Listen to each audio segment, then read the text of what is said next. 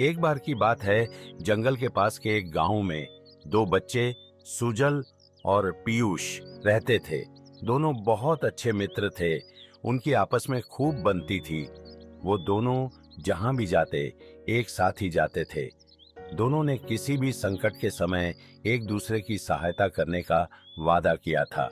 वो दोनों काफी दिनों से जंगल में घूमने जाने के लिए सोच रहे थे। एक दिन सुजल और पीयूष जंगल जाने का निश्चय करते हैं। जंगल में जाना इंसानों के लिए खतरनाक हो सकता है। जंगल में कई तरह के जानवर रहते हैं।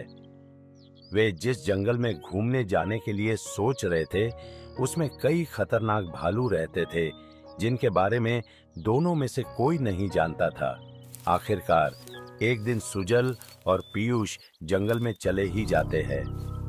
वो दोनों जंगल में जा रहे होते हैं, तभी भालुओं के झुंड को इंसानों की गंध आती है। अचानक जंगल में दो भालू उनके पीछे भागने लगे। सुजल तो जल्दी से पास के ही एक पेड़ पर चढ़ गया, लेकिन पीयूष को बचने का कोई रास्ता नहीं मिला, क्योंकि उसे पेड़ पर चढ़ना नहीं आता था। पीयूष ने मर जाने का बहाना किया और वही जमीन पर लेट गया। भालू गुर्राते हुए पीयूष के पास आया और उसके चारों ओर घूमने लगा। भालू पीयूष को सूंघकर इसका पता लगाने की कोशिश कर रहा था कि वह जीवित है या मर गया है।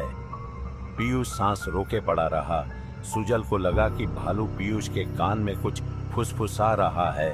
कुछ देर बाद भालू गुर्राता हुआ वहां से चला गया।